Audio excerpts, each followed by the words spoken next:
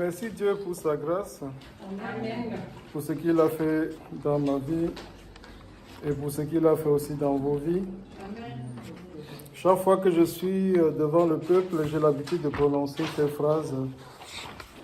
Voilà, vous connaissez déjà mon histoire et vous savez qu'à chaque fois que je suis devant, je le répète. Je remercie aussi l'Église méthodiste d'avoir mis à ma disposition, je dirais, le livret qui contient les versets. Amen. Voilà, pour un prédicateur, c'est très intéressant de suivre un peu le programme de l'Église. Ça nous évite, j'allais dire, des dispersions d'esprit pour aller trouver différents versets à enseigner. Voilà. Donc, quand le docteur Niamien m'a donné le verset, là, il y a un mois de cela, hein, vous vous souvenez, hein, j'étais là la dernière fois où on a parlé de la transformation, hein, qu'il ne fallait pas qu'on soit, j'allais dire, dispersé dans ce monde et qu'il fallait que l'on s'appuie sur le Saint-Esprit. J'ai regardé le feuillet que le docteur m'a donné et la prédication du jour, hein, c'était dimanche passé, je devais prêcher, c'était marqué « S'ils m'ont persécuté, ils vous persécuteront aussi. » Voilà. Donc quand j'ai lu ça, ça m'a un peu fait rigoler en fait. Ça m'a rappelé mes débuts dans la vie chrétienne, hein, lorsque j'ai accepté Jésus et que je me suis retrouvé dans une église. Voilà. Les gens vont dire le frère Pierre Benoît, il est un peu bizarre parce que chaque fois que c'est son temps de prêcher, il nous raconte beaucoup d'histoires. Mais c'est ça. C'est la signature parce que je vois qu'il y a beaucoup de personnes qui retiennent les histoires. Et c'est bien d'avoir, j'allais dire, un évangile qui est mélangé de beaucoup d'illustrations. Voilà, donc pour commencer, c'est mon introduction là. J'ai 6 histoires à vous raconter, s'il plaise à Dieu. Amen. Donc, je me suis retrouvé un jour dans l'église, débutant. Ça faisait peut-être 3 mois ou 4 mois que j'allais dans l'église. Quand j'arrive, vous savez, une ville où il y a beaucoup avec un bâtiment où il y a beaucoup d'églisettes là, pour vous situer un peu l'emplacement. J'arrive, le monsieur qui est souvent devant, qu'on appelait prophète, il était absent. Donc j'étais un peu surpris parce que d'habitude, il est toujours là en fait. Et j'étais un peu l'oreille, on me dit, il y avait une rumeur qui circulait un peu dans l'église. Certains disaient oui, c'est vrai, félicitations pour lui parce que il est en train de suivre les traces des apôtres. Hein. Bon, c'était un peu bizarre en fait, l'ambiance était un peu bizarre. Et personne, comme nous on était vraiment débutants, les gens ne s'approchaient pas vraiment de nous pour nous dire exactement la cause de l'absence de ce monsieur.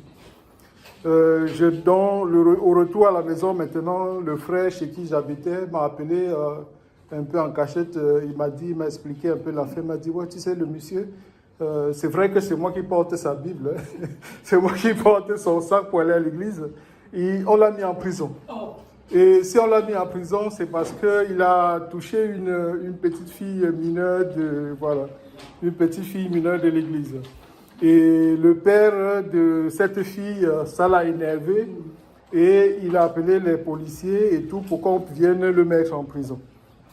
Alors que tout le monde disait, oui, on est en train de persécuter le serviteur de Dieu, c'est un véritable serviteur parce qu'il a fait la prison. Et le frère me dit, oui, quelle est la raison? Quelle est la raison pour laquelle les disciples sont allés en prison? Et essaie de comparer ça avec la raison pour laquelle ce monsieur est en train de faire la prison. J'ai eu l'occasion aussi cette fois-là, dans cette famille, de rencontrer le père de la petite fille qui avait amené ce fameux serviteur en prison. Et il nous a raconté tellement d'aventures et j'ai retenu une phrase que je vais partager avec vous aujourd'hui. Elle est toute simple. Il a dit, ce monsieur m'avait donné beaucoup de prophéties, de telle sorte que toutes ces prophéties qu'il m'avait données pouvaient tenir dans une brouette. Donc je retiens toujours cette phrase, des prophéties qui tiennent dans une brouette. Pourquoi je vous parle mes petites histoires en introduction. C'est pour vous amener dans une dimension où vous allez comprendre que le fait de dire, s'ils m'ont persécuté, ils vous persécuteront aussi, la manière de le comprendre est assez particulière chez beaucoup de personnes. Il y a des gens qui, avec cette phrase, sont plutôt dans l'apitoiement. Il y a des gens qui, avec cette phrase, sont dans, je dirais, la vantardise.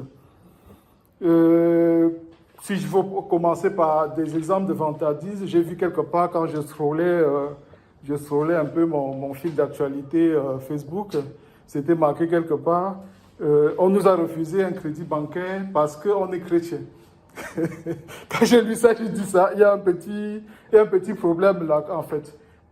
Moi, je n'ai jamais considéré, en fait, que avoir un crédit bancaire, c'était un miracle.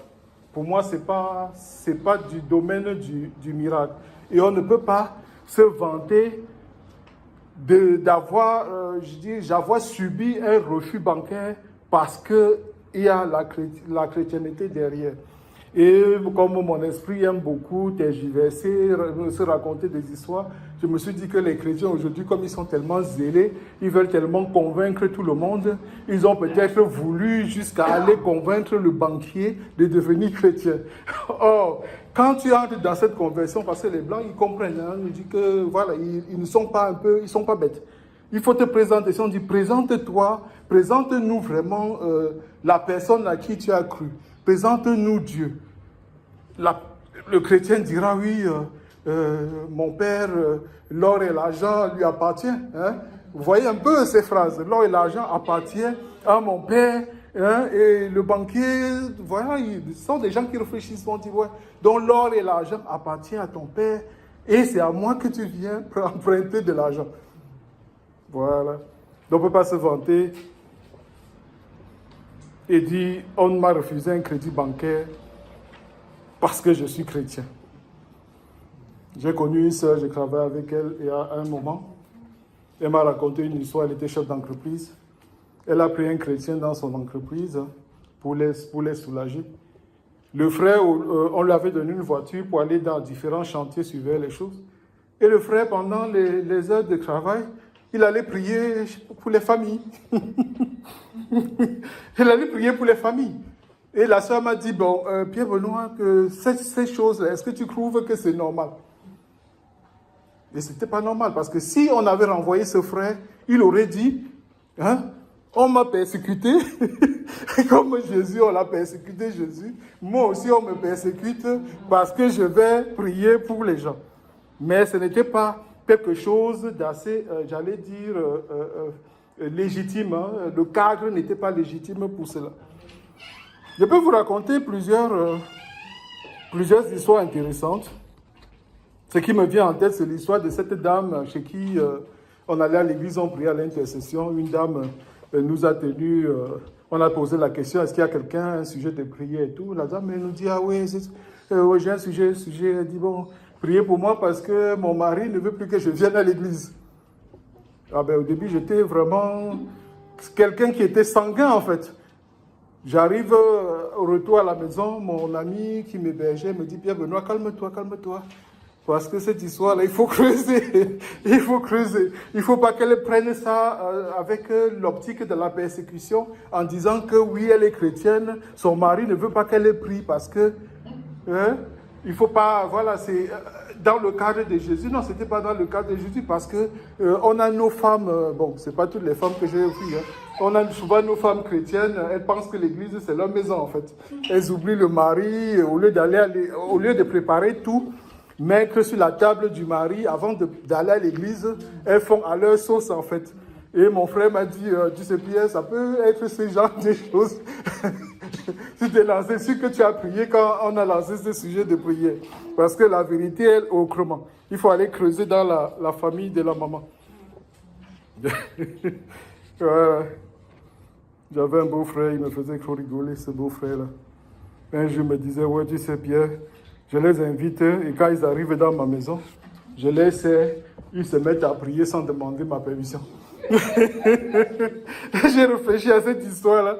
Parce que si on demande à ces chrétiens, ils vont dire non, on m'a persécuté, on nous a persécutés. Ils nous persécutent parce que on est chrétien. Donc ils ne veulent pas que quand on arrive chez eux, on prie. Alors que ce n'est pas ça. Ce n'est pas ça la persécution.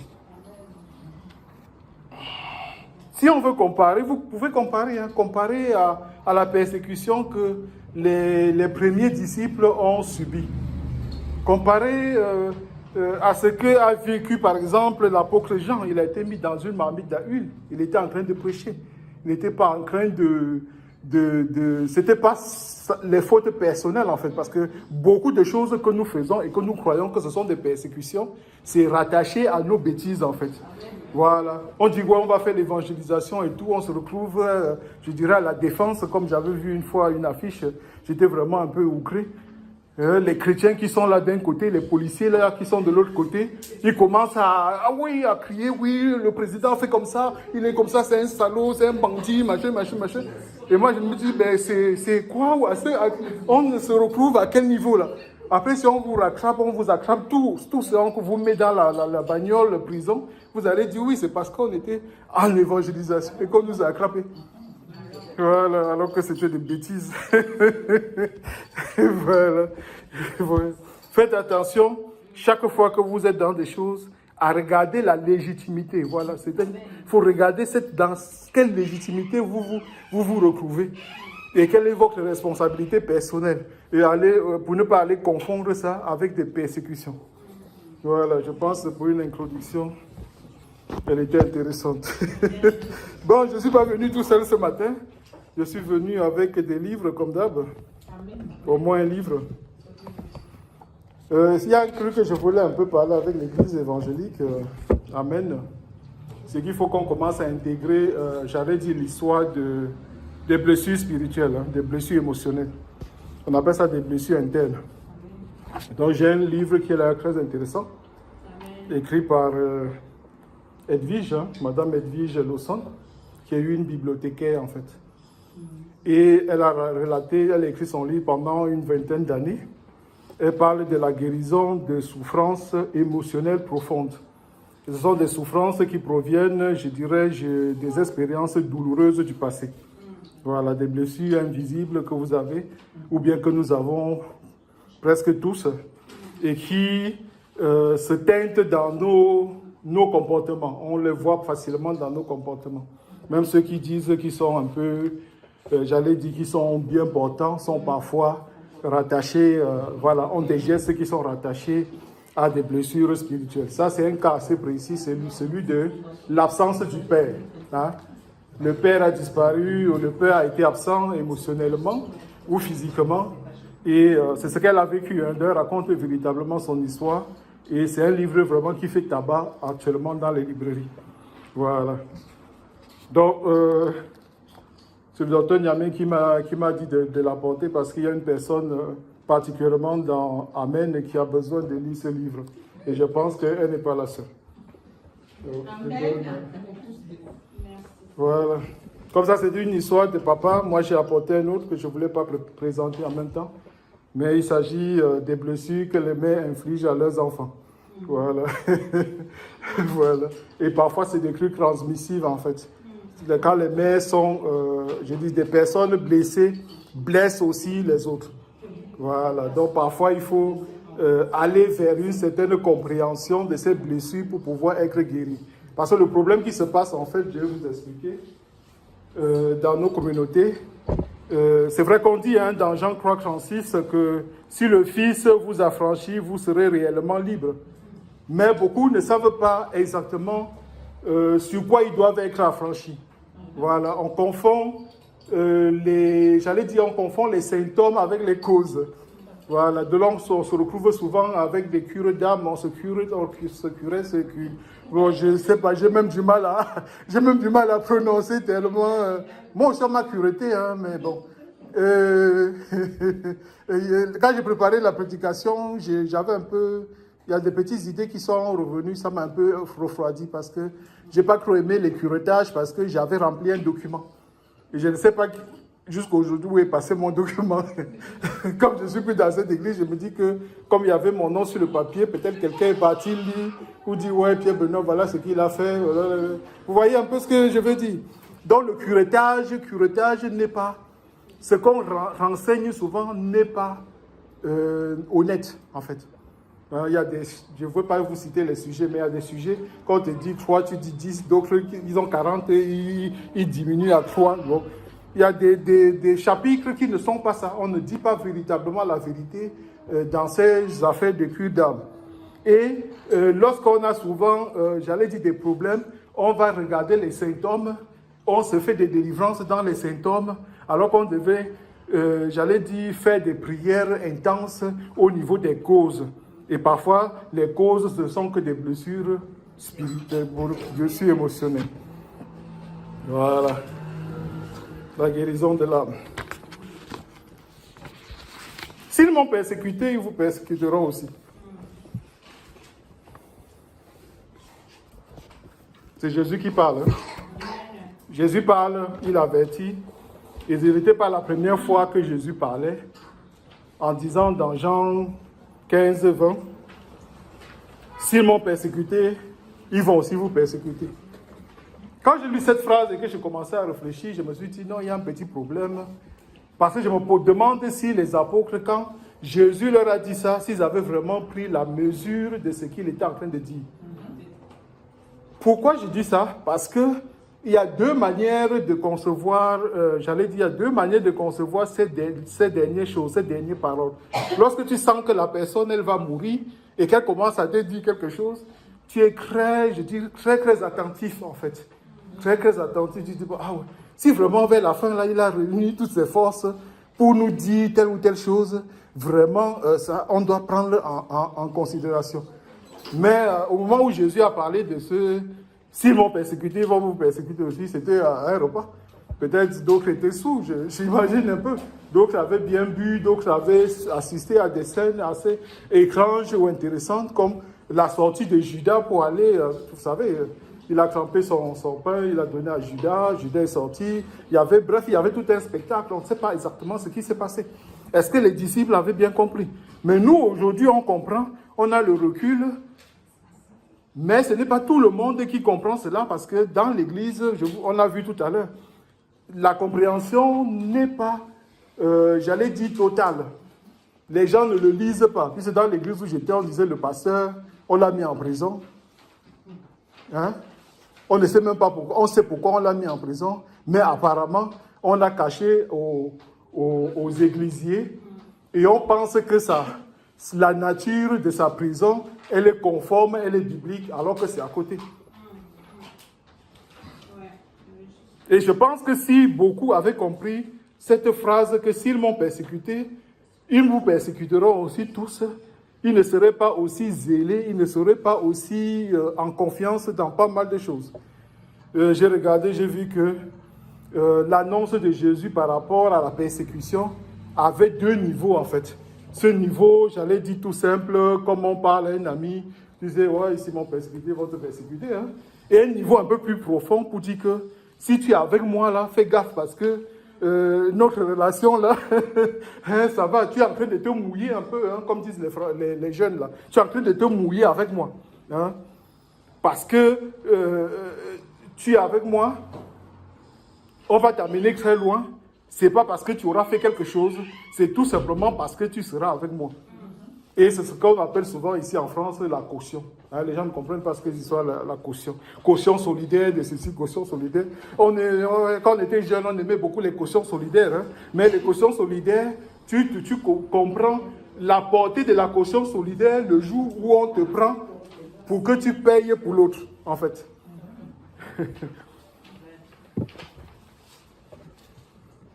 Et cette chose du poids, le poids de cette phrase, quelqu'un va me dire, Pierre, tu n'es pas trop zélé. Non. Ça m'a toujours poussé au niveau de la conversion. Parce que moi, j'avais vu mes propres souffrances, mes propres combats. Et lorsque je vais aller pour convertir quelqu'un, j'ai un peu une petite gêne là. Je dis, bon... je ne veux pas lui dire, viens à l'église pour avoir le mariage, comme tout le monde dit. Viens à l'église pour avoir le mariage. Je me dis, quand je vais te prendre, je vais t'amener avec moi dans l'église. Il faudrait peut-être que je te dise vraiment la vérité. Que tu saches, en quelque sorte, comme on dit en français, sur quoi tu es en train de signer. parce que ta signature pour ancrer avec nous dans notre petit club, ça va t'amener très loin et tu vas ancrer dans des souffrances aussi logiques. Hein? Ce sont les souffrances logiques. Quand je regarde les souffrances de Jésus, puisque question de persécution, j'ai regardé, j'ai tourné, j'ai feuilleté la Bible. Bon, comme disait quelqu'un, je ne lis pas souvent, mais il y a des moments où je lis. Hein. Je me suis dit, bon, à quel moment on pourrait dire de quels sont les véritables versets de la Bible qui indiquent une souffrance de Jésus? Quel est le meilleur, quel est le favori? Quelqu'un va venir me dire que moi, je préfère plutôt là où il était à Golgotha, il souffrait là. Là, vraiment, là, je sens la souffrance de Jésus. Un autre va venir me dire, ouais, moi, ma partie préférée, c'est quand on lui met les épines. Hein? Quand on lui met les épines sur la tête. Hein? On va me dire la couronne d'épines. Ouais. Je pensais à Notre-Dame, mais bon, ça c'est autre chose. Une personne viendra et dira, je sens, moi c'est quand la souffrance, moi je le vois quand il est crucifié. Une autre personne viendra et me dira, oui, même sur cette croix-là, il y a quelque chose qui s'est passé. Parce qu'à un certain moment, le Père lui-même s'est retourné, il n'a plus revenu son Fils. Et le Fils a dit, Père, pourquoi tu m'abandonnes? Donc vous voyez un peu le niveau. Mais moi, ce que j'aime beaucoup dans la Bible, et qui, chaque fois que je lis, ça me donne des sueurs froides, ça me fait vibrer un peu, c'est Ésaïe 53. Qui a cru ce qui nous avait été annoncé? Qui a vu le bras de l'Éternel, qui avait senti ça? Donc chaque fois que je lis, on ne va pas le lire. Hein. Si vous voulez qu'on le lise, on le lit pour être au même niveau que tout le monde, en fait. Je vais laisser peut-être quelqu'un prendre le temps de lire. Pour qu'on voit un peu ce niveau de souffrance, ce niveau de persécution, où Jésus dit, vous allez vivre cela comme moi aussi j'ai vécu. Une personne pour lire rapidement, Isaïe 53. Isaïe 53.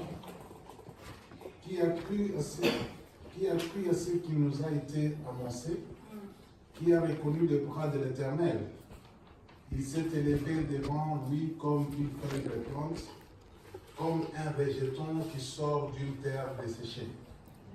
Il n'avait ni beauté ni éclat pour attirer nos regards, et son aspect n'avait rien pour nous plaire. Méprisé et abandonné des hommes, homme de douleur et habitué à la souffrance, semblable à celui dont on détourne le visage. Nous l'avons dédaigné, nous n'avons fait de lui aucun cas. On continue? Oui. Cependant, ce sont nos souffrances qu'il a portées, c'est de nos douleurs qu'il s'est chargé, et nous l'avons considéré comme puni. Frappé de Dieu et humilié, mais il était blessé pour nos péchés. Ok. Brisé pour nos iniquités, le châtiment qui nous donne la paix est tombé sur lui. Et c'est par ces maîtrissures que nous sommes guéris. Amen. Amen. Donc on entend tout ça, et on vient avec la phrase que s'ils m'ont persécuté, ils vont aussi... C'est ça, hein? S'ils m'ont persécuté, ils vous persécuteront aussi. On se demande bien, les gens qui sont un peu légalistes, hein, est-ce que moi j'ai signé pour ça? Est-ce que j'ai signé pour ça? Quand j'ai décidé d'aller à l'église, ce n'était pas pour souffrir en fait. Moi je venais à l'église, c'était pour chercher mon mari. Hein. Et quand je prenais mon mari, c'est sûr qu'après moi je partais. Mais voilà que je me retrouve dans quelque chose qui me dépasse en fait. Donc les réactions sont, j'allais dire, il y a beaucoup d'émotions contradictoires dans cette affaire-là. Ah, le problème qui se pose en fait, c'est que quand tu lis ça, tu trembles, tu te sens petit, hein, tu te sens rejeté. Tu te dis, ben, si j'entre dans ces choses-là, comme moi je suis déjà dans ces choses-là, vraiment je vais perdre des relations. Je ne suis pas assez fort pour combattre, parce que Jésus lui-même qui était le Fils de Dieu, hein, quand je vois jusqu'où il est allé là, moi je suis incapable d'aller. On se retrouve aussi dans des frustrations. La vie chrétienne, elle est très compliquée. Elle est très compliquée. On a l'impression qu'on lutte, en fait. Que tu luttes à vide, tu es bloqué, tu es tendu, voilà, quoi. Parfois, tu fais des choses dans l'église, les gens ne reconnaissent même pas, quoi. Hein? Moi, j'ai vu des mamans qui travaillent depuis midi, hein. Voilà, la salle était propre, machin. Parfois, on arrive, mais on ne voit même pas ce qu'elles ont fait, en fait. Et parfois, ça peut décourager. Après, ce qu'on voit des gens me jeter les papiers n'importe comment dans l'église de Dieu, on se dit, ben, il y a un problème, quoi. Il y a un problème. Et cette frustration, parfois, peut donner envie de fuir, hein, de sortir de l'église, de fuir, d'aller loin. Vous dites, oui, je préfère, moi, aller quelque part et éviter ces affrontements, quoi. Et souvent, on entre en colère. On entre en colère parce qu'on ne comprend pas ce qui se passe. On est parfois en colère contre nous-mêmes. On a dit oui, mais on se retrouve dans des situations où vraiment notre oui, peut-être aurait dû être... le mot même, je ne trouve même pas le mot en fait. Ça explique vraiment la situation quand je perds mes mots comme ça. Mais ce qui se passe en fait, c'est que celui qui est avec Jésus est à sa place. Et tous ces problèmes qui se manifestent, ce n'est que, j'allais dire, la signature de sa présence en fait, de son choix. Parce que quand on est dans cette situation, c'est qu'on a déjà traversé, moi j'ai dit on a traversé de l'eau. On a traversé l'eau. Tu sais qu'il y a des situations dans la vie, quand tu la traverses, pour revenir encore, c'est un peu plus compliqué. Ceux qui reviennent parfois et qui rétrogradent, ce sont peut-être les gens qui ne sont pas assez fermes dans leur choix. Et on va revenir là-dessus. Quand la souffrance se présente, on cherche beaucoup de solutions. Et parfois, ce sont des fausses solutions qui se proposent. Voilà, on voit un petit bishop qui arrive, qui touche les gens, il tombe par-ci, par-là. On se dit, oui, lui, c'est peut-être notre sauveur. Ouais, il va venir, il va nous régler notre problème là. Quand partout on sera dans la paix, on sera dans la joie. Voilà. Beaucoup de personnes dans l'église cherchent de fausses solutions. Il y a des gens qui essayent de plaire à tout le monde. Il y a des gens qui s'isolent pour ne plus être en antagonisme avec les autres. Il y a des gens qui enfouissent leur douleur. Et ça, apparemment, on le retrouve de plus en plus. Des gens qui sont dans l'église, mais qui souffrent beaucoup de cette présence-là et qui ne se manifestent pas, en fait. Il y a des gens qui se compromettent et d'autres qui sont dans des délivrances bidons. Et là où c'est un peu plus grave et qu'on veut fuir, j'allais dire, les persécutions, c'est quand on rejette l'appel. Moi, ça oui, Dieu m'a appelé là à l'intercession, mais quand je vois ce qui se passe à l'église, là, moi je suis pas dedans, je vais fuir, quoi. Voilà. Moi, je donne des exemples comme ça, mais moi-même, je suis un exemple. Hein. Je suis un exemple. Quand il a fallu que je commence à prêcher, j'ai voulu gagner le temps. Et pourtant, je vous avais raconté mon histoire, que j'étais dans une église avec le pasteur, et on avait dit qu'on allait faire le jeûne. Vous vous souvenez de l'histoire? On allait faire le jeûne ensemble. Et lui, après, on a dit, oui, Pierre-Benoît, je savais que tu allais prêcher. Bon, mais il m'a laissé devant la porte pendant 2 ans que j'ai passé dans son église. Mais le jour, le temps est venu pour que je prêche. On m'a repéré, le pasteur qui est mon ami aujourd'hui m'a repéré sur Internet. Il dit, viens, on va organiser quelque chose ensemble. J'ai voulu gagner du temps. Parce que je voulais fuir. Je sentais que c'est devenu un peu trop sérieux. Et souvent, on doute de son appel. Ouais. Pourquoi le doute? Le doute entre... Parce qu'on se rend compte que ça doit être très, très sérieux. Apparemment, c'est comme ça la vie, que la vie est faite. Mais celui qui est attaché à Jésus a besoin de quoi? Je vais vous le dire. Celui qui est avec Jésus et qui sera face aux persécutions, il a besoin véritablement de la conviction. Première chose, il faut qu'il soit vraiment convaincu de son affaire. Je suis convaincu que je dois rester avec Jésus. Si je ne suis pas avec Jésus, pour moi c'est fini. Hein? Il doit cultiver la présence du Saint-Esprit. Donc, vous marchez avec le Saint-Esprit pour que le Saint-Esprit l'aide dans beaucoup de choses. Il doit avoir, j'allais dire, le courage d'aimer. Beaucoup aimer. Dans l'église, on doit beaucoup aimer. On doit beaucoup pardonner. Il doit prendre beaucoup de moments de silence pour pouvoir écouter. Et c'est ce que j'ai toujours dit. Dans l'église, là, on bavarde trop, on chante trop. Mais on ne prend pas des petits moments pour dire, OK, je m'arrête, je vais écouter Dieu. Amen. Voilà. On parle trop, on prie trop. Et je dis là, il faut prier productif, en fait. Et je vous avais raconté encore mon histoire, comme on m'avait dit, ah ouais, viens avec nous au Bénin. On m'a dit, bienvenue, on raconte votre histoire. On m'a dit, ouais, on va passer 24 heures à prier. Après le moment venu, on m'a mis à côté. Parce qu'ils m'ont posé la question, mais comment on va faire 24 heures, on va faire que prier. À jamais, ils nous ont dit, ouais, on va encore écouter Dieu.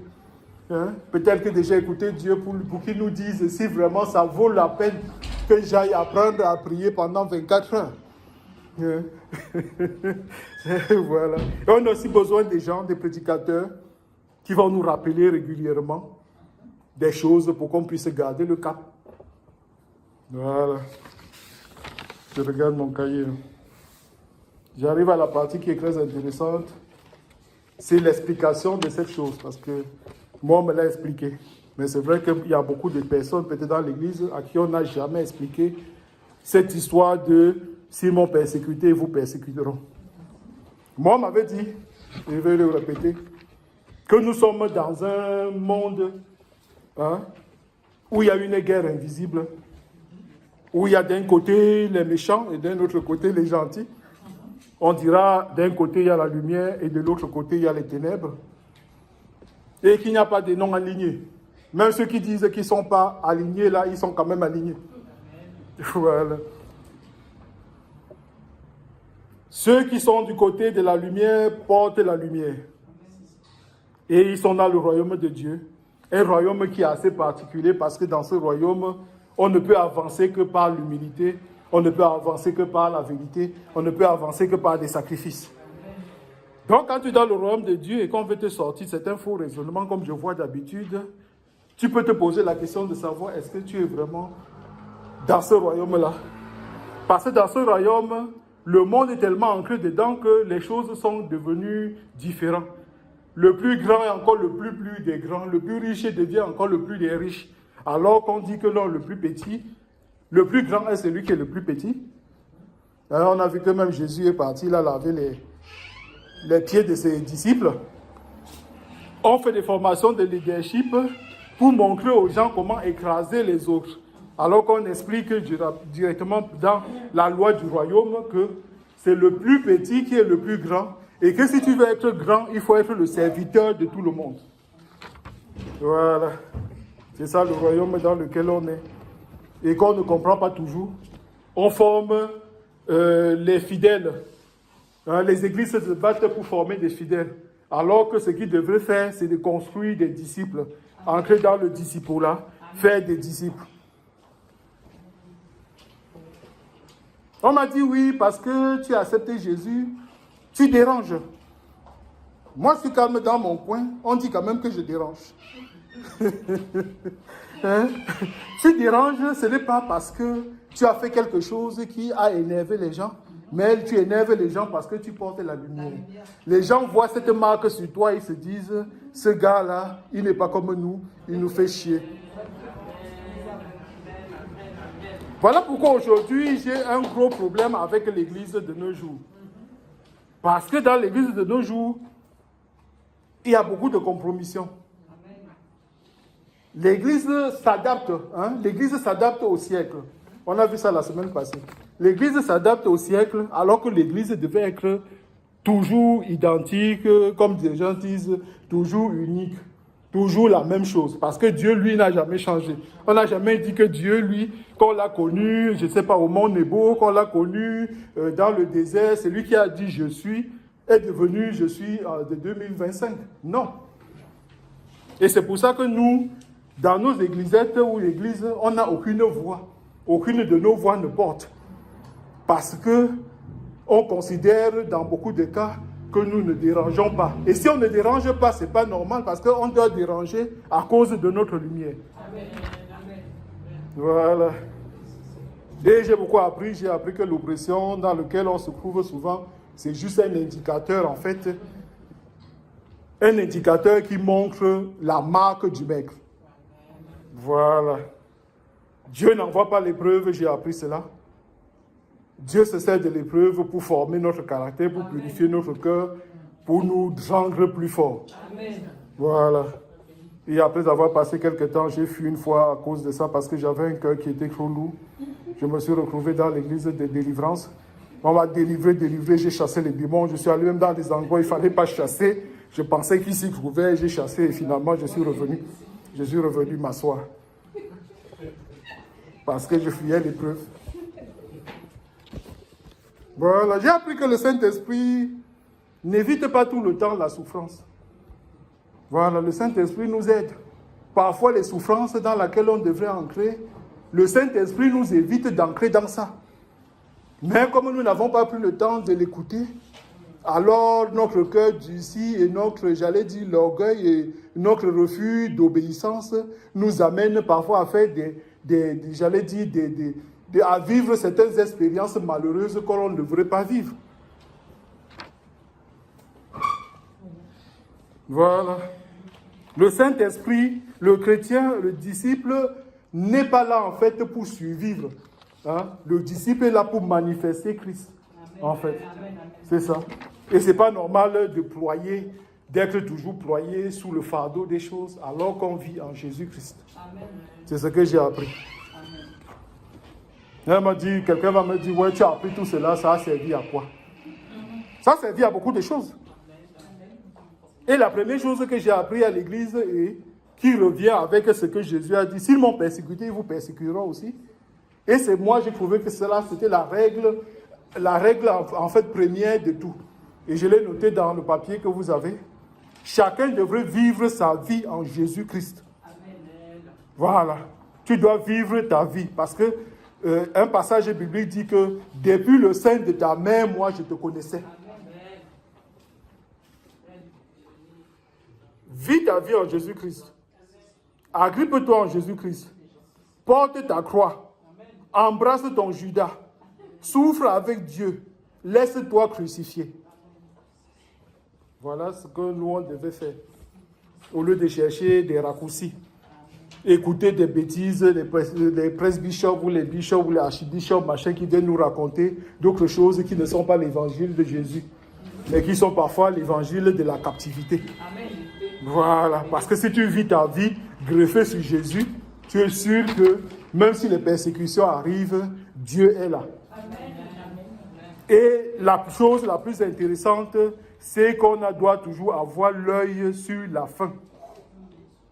Voilà, Jésus a dit, je vous ai dit ces choses-là afin que vous soyez en paix en moi. Vous aurez des tribulations dans le monde, mais prenez courage, j'ai vaincu le monde. Amen. Voilà, donc nous vaincrons le monde avec Jésus-Christ. Amen. Voilà. Maintenant, qu'est-ce qu'il faut faire? Vous avez compris beaucoup de choses. La première chose à faire, à mon niveau, en fait, mon petit niveau, c'est que je vous ai partagé des petits papiers. Vous avez des feuillets A4 que vous pourrez lire pour un peu, j'allais dire, vous aiguiller, comprendre un peu des choses. Voilà. Je n'ai pas récité ça ici parce que je sais que vous avez les papiers. J'ai voulu sortir, j'allais dire, la quintessence. Voilà, que ce qui me venait en tête. Lisez les petits papiers. Restez ancrés en Jésus-Christ. Mais sachez que la communauté, je peux dire la communauté chrétienne, vivre dans la communauté chrétienne, ce n'est pas une vie de solitaire. Ce n'est pas une vie de compétition. Voilà, c'est une affaire de famille. Et c'est ce que les gens ne comprennent pas et ce que les gens ne nous enseignent jamais. Chrétien ou disciple, moi je dis même plus chrétien. L'affaire des disciples, c'est affaire de famille. Ton affaire, c'est mon affaire. Et mon affaire, c'est ton affaire. Donc on doit s'entraider. On doit résister à la pression externe. On doit tout faire pour que la flamme de notre amour, de notre premier amour, ne s'éteigne pas. Voilà, parce que lorsque tu commences à être isolé là, l'ennemi trouve toujours des petits machins pour venir pour venir te chercher. Voilà, tu perds la direction quand tu n'es pas avec tes frères. Donc c'est très très important que nous soyons dans des communautés qui sont vraiment soudées et qui ont des visions claires de l'avenir, parce que c'est l'éternité que nous cherchons et non j'allais dire le super bonheur sur la terre. Le plus important lorsqu'on a Jésus, c'est où est-ce que j'irai lorsque je ne serai plus ici. Voilà. Merci Seigneur pour cette prédication. Merci pour ta grâce, merci Seigneur pour ta paix. Merci parce que tu as permis aujourd'hui que nous puissions un peu évoluer dans le domaine de la persécution.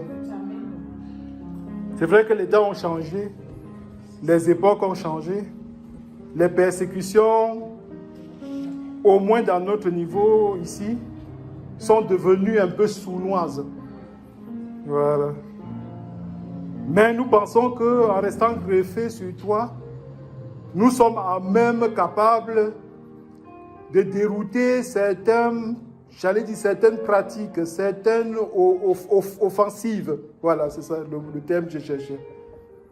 Nous sommes bien placés avec nos frères pour aller au-delà de ces persécutions. Et nous sommes aussi bien placés parce que nous sommes ancrés en toi, en Jésus-Christ, ton Fils, pour comprendre la persécution et la vivre selon la manière que toi, tu veux qu'on la vive. Si nous avons accepté Jésus, c'est parce que nous avons été appelés.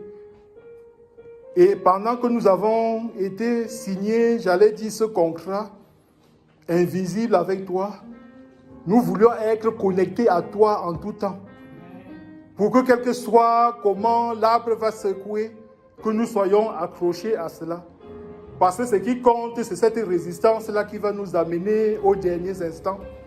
Que lorsque tu nous prendras dans ce pèlerinage, que nous venons directement te rencontrer. Merci Seigneur parce que tu as mis cette semence dans nos cœurs et nous croyons qu'elle va pousser, qu'elle va croître. Elle va croître longtemps. Parce que la vie chrétienne n'est pas un long fleuve tranquille. Et nous l'avons bien compris. C'est un fleuve dans lequel tu es là. Un fleuve où tu guides la barque tranquillement et que tu permets à tes serviteurs de rester dans toute quiétude, quelle que soit la tempête qui va s'élever. Merci parce que tu restes avec nous aujourd'hui. Et nous croyons que tu seras avec nous jusqu'à l'éternité. De toute façon, tu l'as dit, je serai avec vous jusqu'à la fin du monde. J'ai prié au nom de Jésus-Christ notre Seigneur. Amen. Amen.